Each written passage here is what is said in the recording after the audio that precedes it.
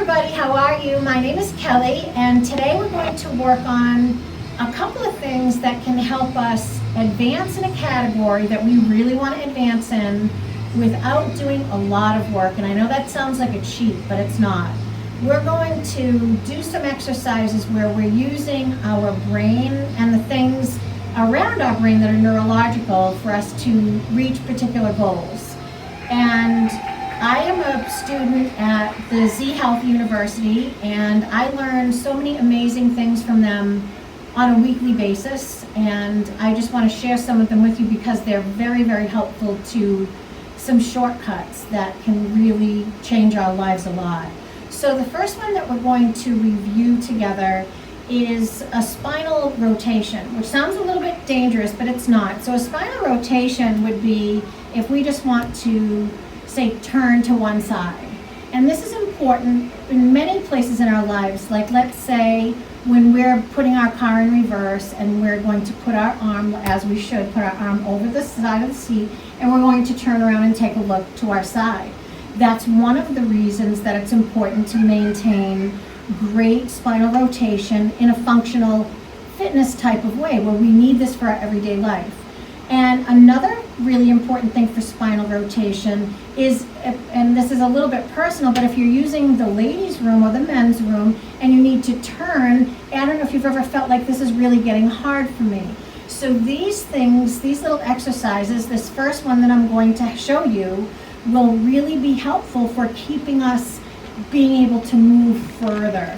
And Jen, as you all know, is on the other side of this camera, and I'm going to invite her to do it if she wants to. So if you see or hear me referring to Jen, that's what I'm doing. I'm not losing my mind. She's actually sitting there, and she might take part with us. So we're going to make sure that we're sitting in a chair nice and steady and safe with both of your sits bones on the chair, just for security, no other reason, because we're really not going to be doing a lot of movement here. And one thing that's very important that we do anytime we're going to do anything, at least in this program, is we need to test ourselves first to see where we're at. So we're going to test our spinal rotation right now by putting our hands straight out in front of us like this. And I'm going to have you keep your head and your eyes facing, say, your thumb. So it's got to be straight out, both arms directly out. Great. And your hips are going to stay straight. So your sits bones are going to stay right on that chair. Don't lift or tip. You're just going to gently turn through the torso. So you're going to choose the side to go to. Arms have to stay straight and only go as far as you're comfortable. So there's no pain or pushing at all. So let's just take it to one side. Your face is going to stay facing right at your thumbs. And then go as far as you can comfortably. When you find that you have reached the end, take a look on the wall of where you went. So I know exactly where I went, and I'll tell you right now that I am at the center of a pile of chairs to my left. Now very gently come on back to the center, and you can relax for a second while I talk to you about how we're going to change that. So how we're going to change that is that time that we just did it, we stared at our thumbs the whole time. You should have been looking at your thumbs and kind of right over your thumbs, almost like you were taking aim at something if you had a bow and arrow. This time, our face is going to stay straight at our thumbs. So the face will stay straight at our thumbs, but our eyes are going to look off to the far corner of your eyes. So your face stays straight and your eyes are going to look in that direction. So it's like darting your eyes but holding them there. And as you move, as you're going to rotate your spine in that direction, you're going to allow your eyes to continue to look further and past where you're going.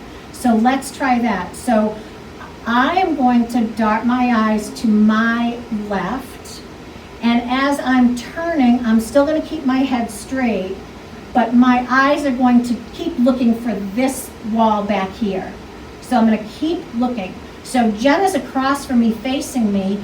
Her test move was to her right, because she's looking at me.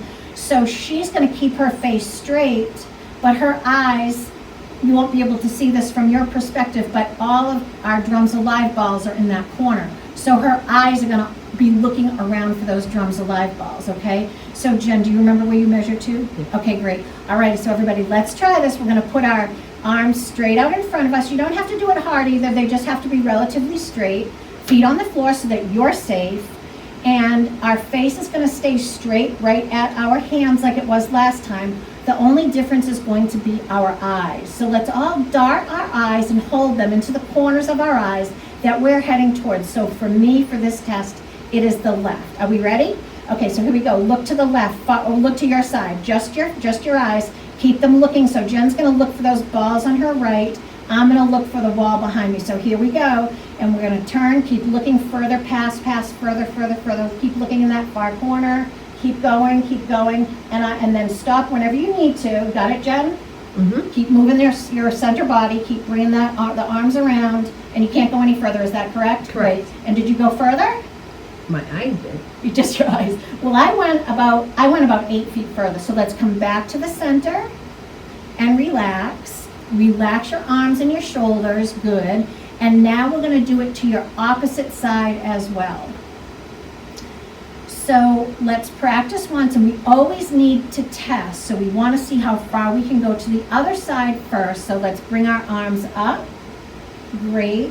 And with our eyes and our head facing our hands, we're going to twist our torso to the opposite side and take a measurement. And I know exactly where I am. I'm right to the inside of our big slider here. And now come back to the center. Great, and relax. Shake everything out, because it can be a little tiring having your arms up. And this time we're going to dart our eyes again to the corner. Look right into the corner as you're doing your rotation this time. So arms up again. Take your eyes and look to the far corner. Good, so keep your head straight, Jen. Just come back. Your head moved a lot. That's a girl. And just the eyes, look way into that corner.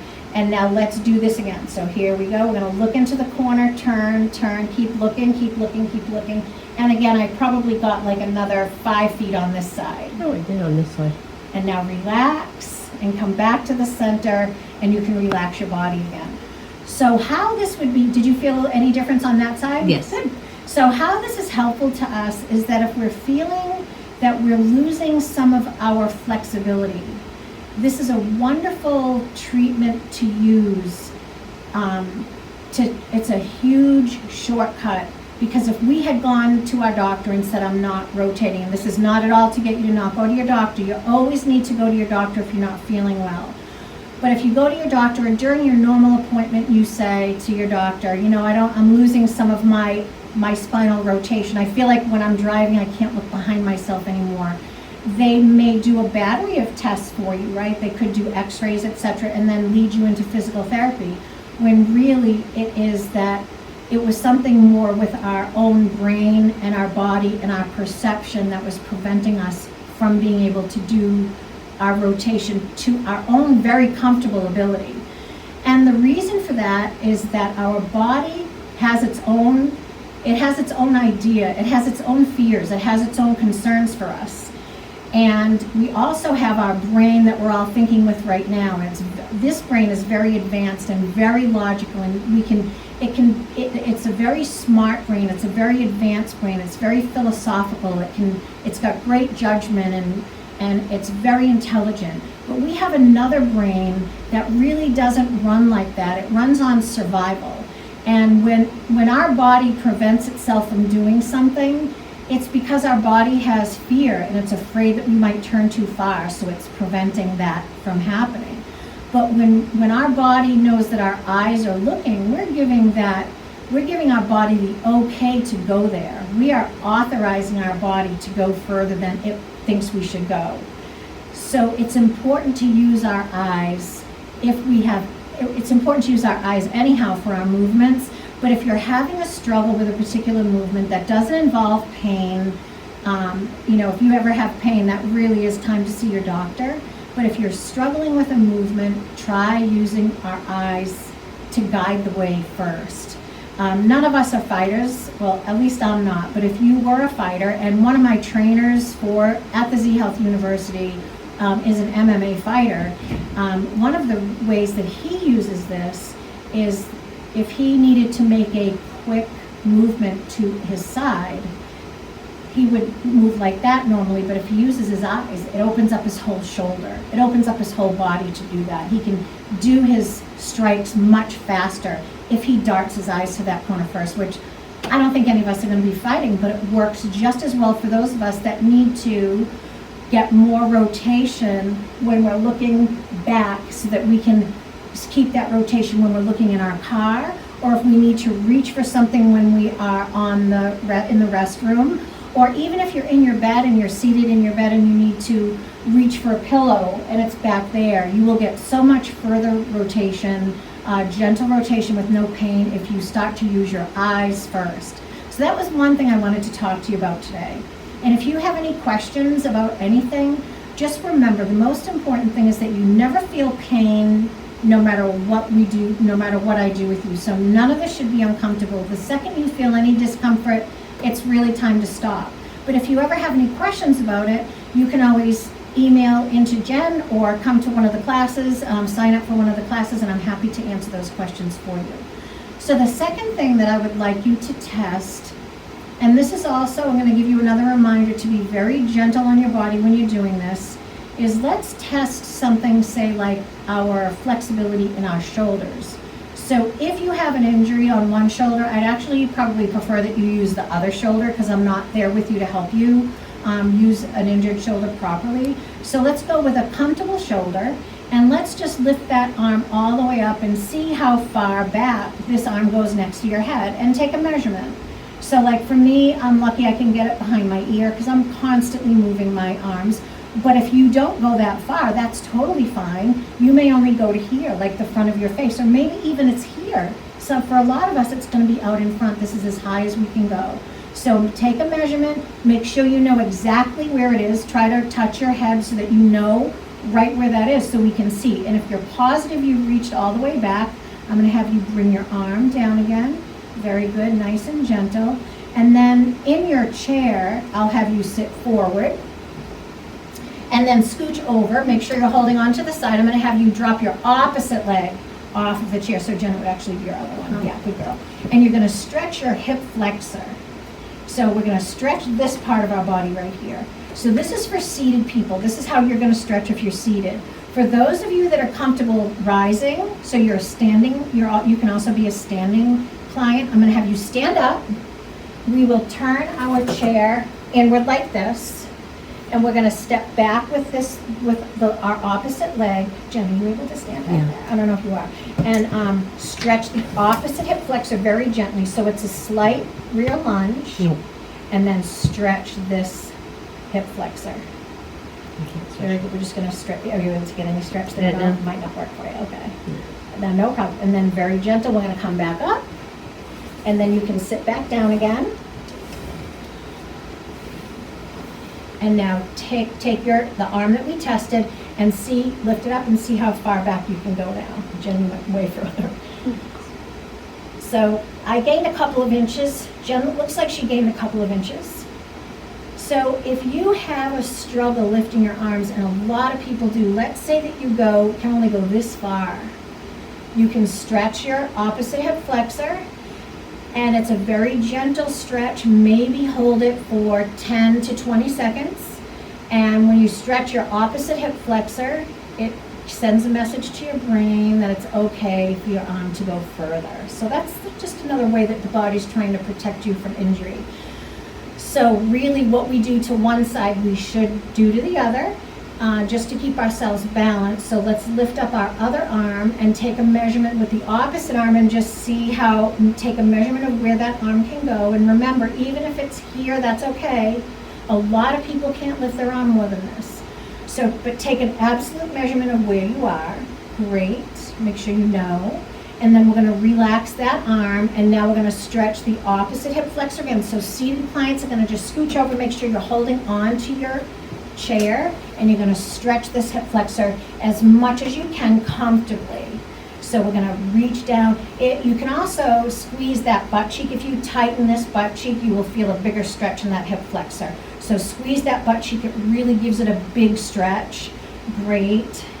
And then for standing people, you can go ahead and rise up, turn your chair so that you have support here.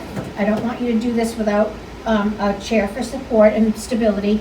We step back, and then we're going to stretch the hip flexor that way. And again, you could squeeze your butt cheek and that will stretch that hip flexor. So I'm getting a really deep stretch here. Great, and about 10 to 20 seconds. Good, and I'm gonna come back to my seated position. And let's test again. Are we ready? So go ahead up and take a measurement. So mine can go behind my head. Jen's is going behind her head. So it's wonderful to do that, especially to see if we can improve on something that we're unable to do any longer, just by making a little adjustment in our body, a different part of our body. As you see, we used our hip flexor to help with our shoulder reach. So we were able to do that right at home in a very safe environment. It was successful, we reached a goal, but let's say that we tried it and it didn't help us. Then that's not your resolution. That's not really the best thing for you. Then you want to try something different. If it doesn't work for you, it just doesn't work for you. It doesn't mean that there's anything wrong with you, but it probably means it needs to be, thought about a little bit differently. So I hope that these two things were helpful for you. And remember, we can use our eyes, and it's also triggering the muscles around the eyes too when we do these moves, to expand our rotation or our flexibility. The muscles around the eyes play a huge role in that as well. We just never think about it. We've never been taught that. And this could be very well the first time you've ever heard of it.